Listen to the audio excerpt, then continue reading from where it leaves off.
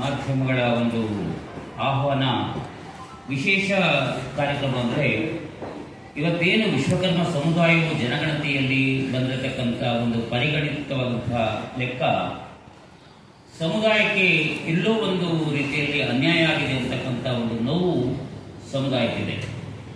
ಆ ಸಮುದಾಯದ ಹೋರಾಟದ ಪರಿಗಣನೆ ಬಹಳ ವರ್ಷಗಳಿಂದಲೂ ಸಹ ಕರ್ನಾಟಕ ಸರ್ಕಾರ, ಇವತ್ತೇನು ಕಾಂಗ್ರೆಸ್ ಸರ್ಕಾರ ಇದೆ, ಸಿದ್ದರಾಮಯ್ಯ ಇರ್ಬೋದು, ಡಿ ಕೆ ಶಿವಕುಮಾರ್ ಅವರು ಇರ್ಬೋದು, ಅಥವಾ ಗೃಹ ಮಂತ್ರಿಗಳಾಗಿರ್ತಕ್ಕಂಥ ಜಿ ಪರಮೇಶ್ವರ್ ಇರ್ಬೋದು, ಅವರೆಲ್ಲರೂ ಸಹ ಮೊದಲಿಂದಲೂ ಸಹ ವಿಶ್ವಕರ್ಮ ಸಮುದಾಯಕ್ಕೆ ಬೆಂಬಲವಾಗಿ ನಿಂತ ಬೆನ್ನೆಲುಬಾಗಿದ್ದಂಥ ಒಂದು ಸರ್ಕಾರದ ನಾಯಕರು.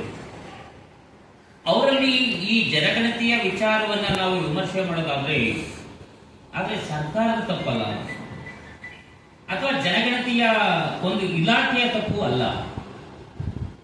ಅಲ್ಲಿ ಮಧ್ಯದಲ್ಲಿ ಆದಂತಹ ಲೋಪ ಏನೆಂಬುದನ್ನ ಸರ್ಕಾರ ಇವತ್ತು ಪರಿಶೀಲನೆ ಮಾಡಿ ಸರಿಯಾದಂತ ಜನಗಣತಿಯನ್ನು ಕೊಡಬೇಕು ಅಂತಕ್ಕಂಥ ಒಂದು ಹೋರಾಟವೇ ನಮ್ಮದೇ ಹೊರತು ಸರ್ಕಾರದ ವಿರೋಧವಾಗಲಿ ಅಥವಾ ಯಾವುದೇ ಒಂದು ಇಲಾಖೆಗಳ ಹೋರಾಟವಾಗಲಿ ಅಲ್ಲ.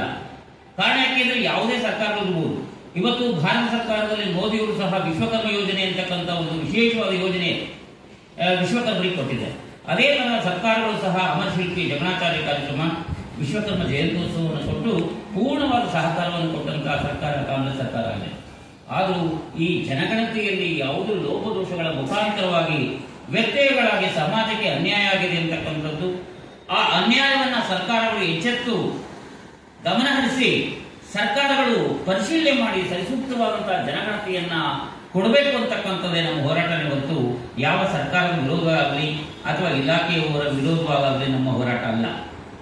ಇವರು ನಮ್ಗೆ ವೋಟ್ ಹಾಕ್ಲಿಲ್ಲ ಅನ್ನೋ ಕಾರಣಕ್ಕಾಗಿ ನಾವು ಸೋತಿದ್ದೇವೆ ಅಂತ ಹೇಳಿ ಅವರು ಬೆಂಗಳೂರಿನಲ್ಲಿ ಸುದ್ದಿಗೋಷ್ಠಿಯಲ್ಲಿ ಮಾತನಾಡಿರ್ತಕ್ಕಂಥದ್ದು ತಮಗೂ ಗೊತ್ತಿದೆ ಅಂತ ಹೇಳಿ ಭಾವಿಸ್ತೇವೆ.